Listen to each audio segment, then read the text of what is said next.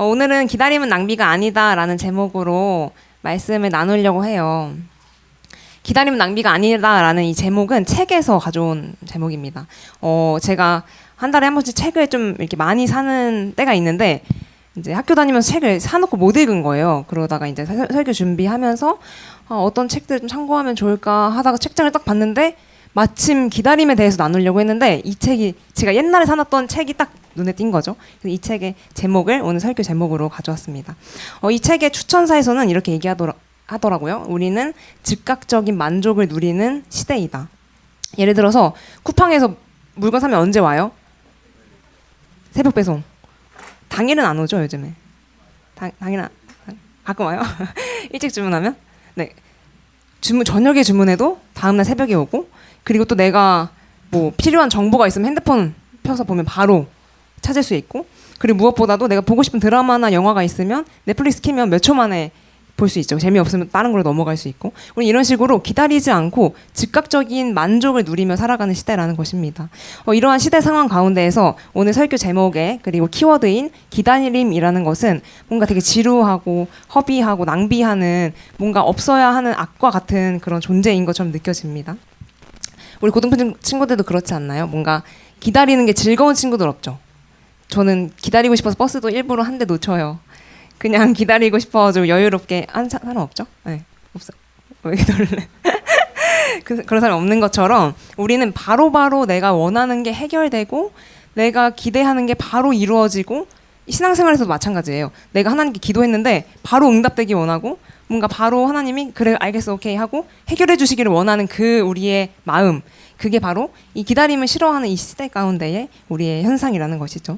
그런데 이러한 문화를 살아가는 우리 그리스도인들은 이상하게도 기다림을 되게 좋아하고 계속 기다리는 것을 무언가에서 계속 기다리는 사람들을 그리스도인이라고 해요.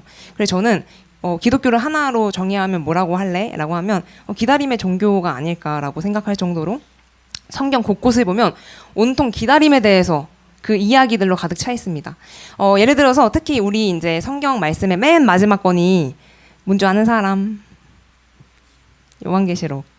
알고 있었죠, 여러분? 요한계시록이라는 책인데 그 책의 맨 마지막 장의 마지막 부분에 뭐라고 나와 있냐면 성경이 어떻게 끝나냐면 여러분 요한계시록 절대 안 읽어봤죠? 성경이 어떻게 끝나냐면요.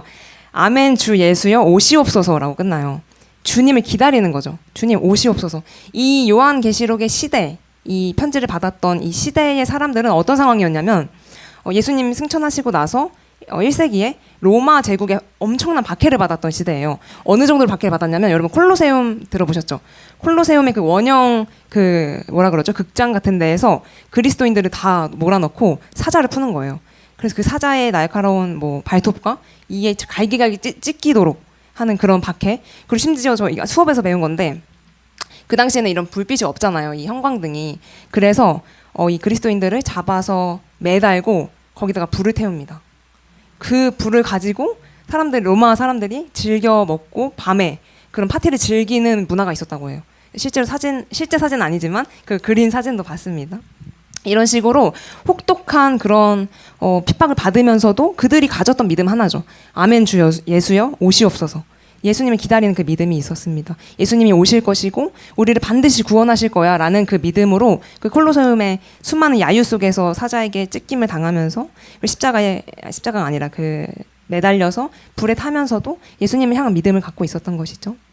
이렇게 예수님을 기다리는 것은 우리가 평소에 그냥 음식 주문해놓고 언제 나오지 하고 기다리는 거랑 차원이 다르게 정말 생명을 위협하고 힘들고 목숨을 위협하는 그런 난관들을 버틸 수 있고 힘을 낼 수 있도록 하는 원동력이 바로 기다림의 힘이었다는 것입니다. 이 시대의 기다림이랑은 조금 다르죠. 그리고 이 기다림은 우리가 정말로 예수님을 닮아갈 수 있고 예수님의 성품을 배울 수 있는 시간이 바로 그 기회가 기다림의 시간이었다는 것입니다. 여러분, 우리가 평소에 알고 있던 이 기다림의 정의는 뭐 지침, 더딤 이런 거라고 하더라고요. 근데 그게 아니라 우리가 무언가를 배울 수 있고 얻을 수 있다면 그 시간 동안 엄청난 가치가 있지 않습니까? 기다림 자체로 가치가 있는 시간이라는 것이죠. 오늘 이러한 관점에서 한 인물을 여러분에게 소개하고 싶어요. 인생 전체를 기다린 사람. 바로 시므온 할아버지입니다. 저번 주 말씀에 목자들을 통해서 예수님이 태어나셨다는 소식을 전달받았죠. 목자와 구유가 크리스마스의 의미다라는 설교를 들었어요. 네, 이 과정에서 이제 아기 예수님이 태어나시고 나서 아기 예수님 데리고 요셉과 마리아가 예루살렘으로 향해서 만나는 사람이 시므온입니다. 우리 말씀 한번 볼까요? 26절의 말씀입니다. 함께 읽을까요? 시작. 그는 주님께서 세우신 그리스도를 보기 전에는 죽지 아니할 것이라는 성령의 지시를 받은 사람이었다. 이 시므온의 인생에서 성령님이 너는 그리스도를 보기 전에는 죽지 않을 거야 라고 그 약속을 받은 거예요. 그 가르침을 받은 거죠. 그리고 시므온 인생 자체가 내가 죽기 전에 예수님 본다고 했는데 나 예수님을 계속 기다리는 삶이 시므온의 삶이었다는 것이죠. 오늘 설교에서는 이 시므온의 삶을 통해서 우리도 같이 예수님을 기다리는 자들이잖아요. 이 자들로서 어떤 태도를 가지고 살아야 할지 두 가지만 나누고 살펴보도록 하겠습니다. 첫 번째 기다림의 태도 함께 읽어볼까요? 시작. 하나님 말씀을 따라 사는 태도. 25절의 말씀 시므온 설명하는 말씀인데요. 이것도 함께 읽어보도록 할게요. 시작. 그 사람은 의롭고 경건한 사람으로 이스라엘이 받을 위로를 기다리고 있었고 또 성령이 그에게 임하여 계셨다. 여기 노란색 부분을 보면 시므온을 뭐라고 표현하고 있어요? 의롭고 경건한 사람이다. 근데 이 경건이란 단어가 좀 어렵죠. 그래서 이 경건이란 뜻을 다른 성경 구절을 통해서 알아볼게요. 사도행전 22장 12절의 말씀입니다. 시작. 거기에 아나니아라는 사람이 있었습니다. 그는 율법을 따라 사는 경건한 사람으로 이 말씀에 따르면 아나니아라는 사람을 소개하면서 그는 경건한 사람이래요. 아까랑 똑같은 경건이죠. 근데 뭐에 따라 사는? 율법에 따라 사는. 율법은 하나님의 말씀이거든요. 그러니까 시므온이 의롭고 경건한 사람이었는데 이 경건은 하나님의 말씀을 따라 사는 삶을 얘기하는 거예요. 시므온이 예수님을 볼 거야 라는 그 지시, 그 약속을 받고 일생 동안 기다리는 중에서 어떤 태도로 삶을 살았냐면 하나님의 말씀에 순종하고 그 말씀을 인정하는 태도로 살았다는 것입니다. 그렇습니다. 자, 그렇다면 하나님의 말씀은 뭘까요? 하나님의 말씀을 따라 살았다 했는데 이 말씀이 하나님이 우리에게 뭐라고 알아야 순종할 수 있잖아요. 그거가 또 성경에 나와 있습니다. 우리 마태복음 22장 36절의 말씀 함께 볼까요? 제가 읽어볼게요. 선생님, 율법 가운데 어느 계명이 중요합니까? 어떤 율법 교사가 나와서 물어본 것이죠. 선생님, 어느 계명이 가장 중요해요? 라고 예수님은 찾아서 물은 거예요. 예수님이 대답하십니다. 우리 37절의 말씀, 8절, 9절의 말씀 함께 읽어볼까요? 시작. 예수께서 이르시되 내 마음을 다하고 목숨을 다하고 뜻을 다하여 주 너의 하나님을 사랑하라 하셨으니 이것이 크고 첫째는 계명이요 둘째도 그와 같으니 내 이웃을 내 자신같이 사랑하라 하셨으니 성경이 이야기하고 있는 거죠. 요약하면 이거예요. 그러니까 하나님의 율법 중에 가장 제일 되는 율법 두 가지가 있는데 첫 번째는 너의 목숨을 다하고 마음을 다하고 뜻을 다해서 그러니까 모든 의지를 다해서 하나님을 사랑해. 두 번째는 뭐예요? 너의 이웃을 가서 사랑해라. 이 두 가지를 요약할 수 있는 것이에요. 그러니까 여러분 정리하자면 우리가 하나님께 받은 그 사랑을 이웃에게 전달하는 것이 말씀을 따라 사는 삶이라는 것입니다. 오늘은 이 이웃에게 사랑을 전하는 것에 좀 초점을 맞추고 싶은데요. 우리가 주변에 하나님의 사랑을 전할 수 있는 방법이 뭘까요? 여러 가지가 있겠죠. 정말 직접적으로 그 복음을 그 친구에게 전하는 거예요. 너 우리 교회 갈래? 거기 진짜 하나님 사랑이 많은데 교회 가서 함께 하나님 사랑 배워볼래? 이거 좀 어렵잖아요. 그럼 두 번째로 힘들어하고 있는 친구에게 위로의 말을 건네는 거. 이것도 사랑의 표현이 될 수 있겠죠. 근데 나 위로의 말도 못 건네겠어. 너무 나는 그런 거 못해. 그러면 속으로 저 친구 하나님 저 친구를 주님께서 지켜주세요. 위로해주세요. 기도하는 거. 그것도 사랑의 표현이 될 수 있겠고요. 또는 동생이나 형 있는 친구들 그래도 오빠나 누나나 이렇게 있는 친구들은 짜증날 때 있어요. 진짜로 진짜 왜 저러지? 이럴 때가 있는데 이거는 원고에 없었는데 어떡하지? 오빠 미안합니다. 그럴 때가 있는데 그럴 때조차 그냥 이유가 있겠지, 사정이 있겠지, 힘든 일이 있나 보다 하고 이해해 주는 거, 이것도 사랑의 표현일 수 있겠고요. 그리고 우리 고등학교 친구들 부모님과의 관계에서 부모님 미울 때가 있어요. 정말 내가 부모님 미워할 수 있을까? 근데 진짜 미울 때가 있어요. 나의 부모님인데도 불구하고. 그럴 때도 뭔가 그 엄마의 아빠의 마음을 조금 헤아려 보는 거, 이것도 이웃을 사랑하고 헤아리고 사랑하는 표현이 될 수 있겠습니다. 손해 보는 것 같고 내가 조금 희생하는 것 같아도 넓은 마음으로 그것을 감수하고 사랑을 흘려보내는 거. 왜냐면 예수님이 그렇게 하셨으니까. 이게 우리가 할 수 있는 모든 사랑의 표현입니다. 제가 이번 주에 무슨 일이 있었냐면 좀 부끄러운 고백인데요.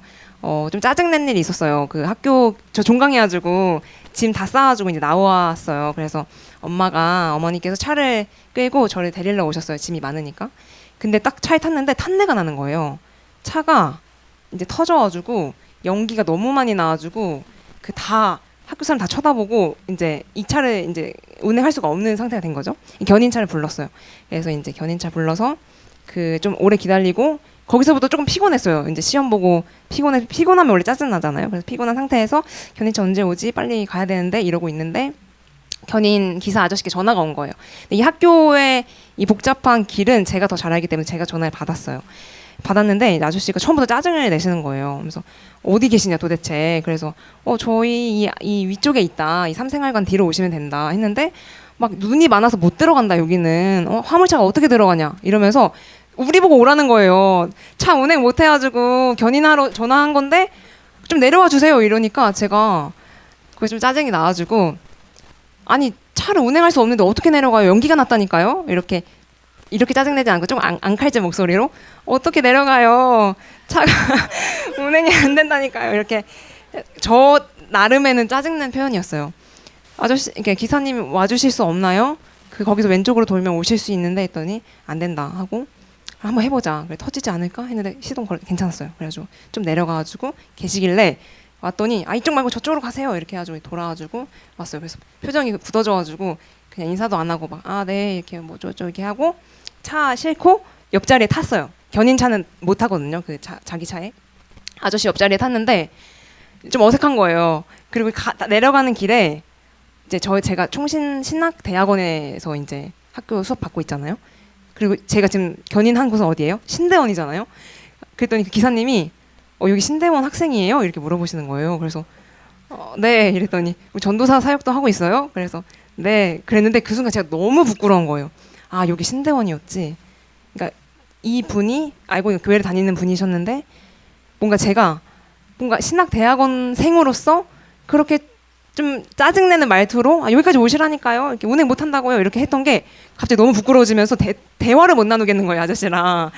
그래서 뭐 왜 힘든 길을 왜 가냐 막 이런 식으로 얘기를 하시길래 진짜 그러게요. 다시 착한 목소리로. 그래서 그래도 이렇게 또 좋아요. 이렇게 하고 이제 불편한 40분의 시간 가지고 휴게실에서 커피 사드렸어요. 그래서 이제 그 시간을 보냈어요. 그러면 제가 느낀 게 그리스도인으로서 뭔가 내가 선하게 친절하게 할 수 있는 상황에서 하는 거는 쉬워요.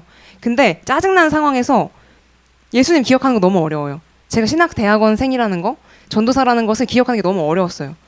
그런 것처럼 우리도 삶을 살아가면서 내가 그리스도인이라는 사실을 잊고 하나님의 말씀이 뭐였는지, 하나님이 나에게 어떤 사명을 주셨는지, 나는 무엇을 기다리는 사람인지, 어떤 가치를 두고 살아가는 사람인지 이걸 잊을 때가 너무 많다는 것이죠. 그리고 사랑할 수 있는 그 기회를 놓치는 경우가 많아요. 그래서 우리 여러분 이웃을 사랑하는 게 잘 안 되면, 이웃이라는 건 친구, 가정 다 포함되겠죠? 회사 뭐 동료도 마찬가지고 이웃을 사랑하는 게 어려울 때면 예수님을 한번 떠올려 봤으면 좋겠어요. 그리고 내가 누군지, 나의 정체성이 어디에 있는지, 나는 다시 오실 예수님 오셔서 이 세상을 구원하실 예수님을 기다리는 사람이고 그 예수님께 사랑을 이미 받은 사람으로서 충분히 우리가 사랑을 흘려야 하는 삶을 살아야 한다는 것이 우리가 시므온을 통해서 배울 수 있는 것입니다. 시므온은 율법에 따라서, 말씀을 따라서 평생의 삶을 살아가면서 하나님, 예수님이 오실 것을 기다렸던 사람이었다는 것입니다. 그렇게 우리의 주변에 예수님 전할 수 있는 기회들, 사랑을 표현할 수 있는 기회들을 이용했으면 좋겠어요. 두 번째 넘어가도록 하겠습니다. 함께 읽어볼까요? 시작. 위로를 기다리고 전하는 태도. 위로를 기다리고 전하는 태도. 25절의 말씀 함께 다시 읽어보도록 하겠습니다. 시작. 그런데 마침 예루살렘에 시므온이라는 사람이 있었는데 그 사람은 의롭고 경건한 사람이므로 이스라엘이 받을 위로를 기다리고 있었고 또 성령이 그에게 임하여 계셨다. 당시 이스라엘이란 나라는요, 위로가 필요한 나라였어요. 왜 위로가 필요했냐면, 짧게 설명해보자면 구약 성경이 있고 신약 성경이 있죠. 이건 지금 신약 성경이에요. 구약 성경의 마지막 권이 신약 성경의 마지막 권이 요한계시록이라면 구약 성경의 마지막 권은 말라기라는 책이에요. 근데 구약 시대에서 하나님이 백성들과 어떻게 교제를 나누셨냐면 항상 선지자를 보내셨어요. 예를 들면 이사야 선지자, 그리고 요나 아시죠? 이런 식으로 엘리야, 엘리사 선지자를 통해서 그 사람을 통해서 하나님의 말씀을 전하셨단 말이에요. 근데 말라기 시대가 이후로 선지자를 통해서 하나님 말씀하시는 게 끊겨버립니다. 무려 400년 동안. 그러니까 이스라엘 백성 사람들은 항상 하나님의 말씀을 선지자들을 통해 들었는데 그 말씀이 끊겨버린 거예요. 이유도 모르고. 그런 상황에서 이 나라를 다스리고 있는 율법 교사들 부패해져가고 의지할 데가 없는, 의지하고 무엇을 믿으며 살아야 하는지, 어떤 대상을 의지하고 살아야 하는지 모르는 그런 삶을 살고 있었던 이스라엘 백성들이었습니다. 그런 상황 가운데에서 이스라엘이 받을 위로를 기다리고 있는 사람이 있었다는 거, 그리고 그 사람의 존재는 그 존재 자체만으로 다른 사람들에게 위로가 됐을 거라고 생각해요. 우리 국어 시간에 배웠는지 모르겠는데 고도를 기다리며라는 그 희곡이 있어요.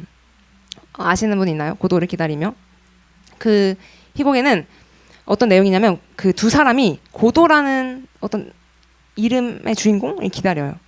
그 곡 내내 그 나무 옆에서 그 고도를 기다리면서 고도가 누군지도 모르고 어떤 사람인지도 모르고 어떤 대상인지도 모르고 심지어 고도라는 그 대상이 진짜 존재하는지도 모르는 채 계속해서 고도를 기다리는 이 내용이 이 고도를 기다리며라는 희곡입니다. 제가 지금 목이 너무 건조하네요. 죄송해요. 근데 이제 상징적으로 이제 고도가 실제로 존재하는지도 모르고 계속해서 고도를 기다리는 것이죠. 근데 상징적으로 이 세상의 사람들을 표현한 거예요. 이 고도를 기다리며라는 희곡은 부조리 극이라고 하는데 이 부조리 극은 인간들이 불안한 상태, 어디에도 의지할 수 없는 상태를 표현한 곡이 부조리 극이라고 합니다. 그러니까 다 이거죠. 상징적으로 이 사람들이 의지할 대상이 없는 거예요. 그리고 내가 행복과 만족과 평화를 기다리고 있는데 그게 뭔지도 몰라. 내가 도대체 뭘 기다리고 있는지도 모르면서 그 행복을 추구하는 사람들의 삶을 나타낸 것이 고도를 기다리며라는 삶이라는 것입니다. 오늘 너무 그거 하네요. 깔끔하지 못하네요. 저의 설교가. 물을 한번 마시도록 하겠습니다. 저 오늘 1시간밖에 안 잤어요.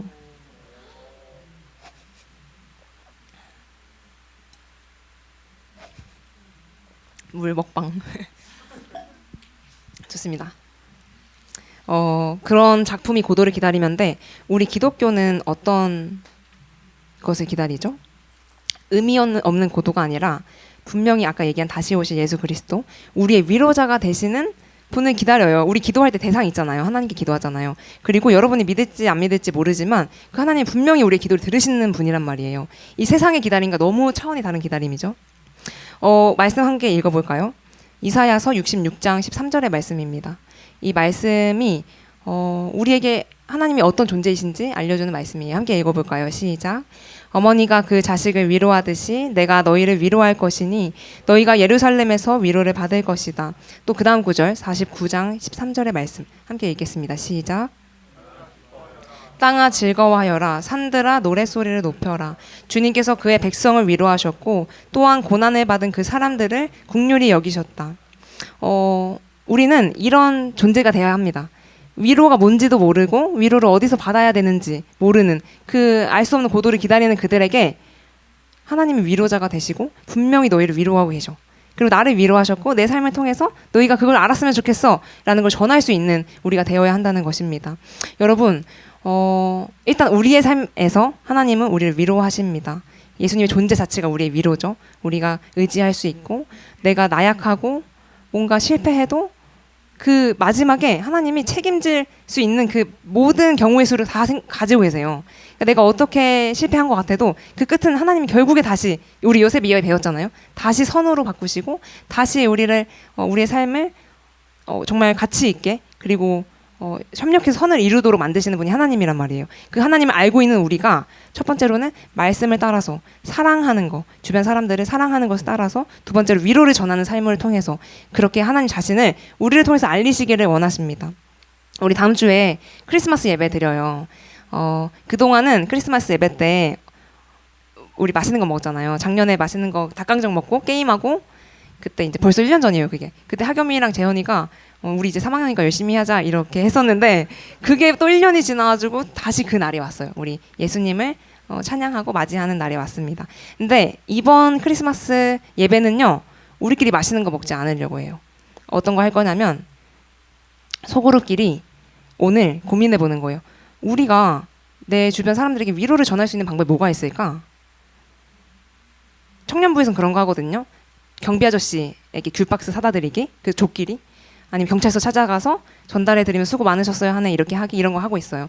그런 거 안 해도 되는데 내 친구들에게 뭐를 해줄 수 있을까? 아니면 정말 뭐 이웃에게 어떤 걸 해줄 수 있을까 고민하는 거예요. 그리고 다음 주에 소그룹 안에서 그거를 조금 준비해서 나가보고, 아니면 각자 집으로 가서 학교에서 또 그걸 나눌 수 있는 그런 시간을 보내보려고 해요. 그것이 우리에게 어떤 의미가 있는지 오늘 설교를 통해서 좀 여러분이 알게 되셨으면 좋겠어요. 그것이 바로 정말 중요한 가치 있는 것을 기다리는 자들의 태도인 것입니다. 하나님 말씀 따라 사랑을 전하고 위로를 전하는 그런 우리 고등부 친구들이 됐으면 좋겠어요. 마지막으로 에베소서 말씀에 이런 말씀이 있어요.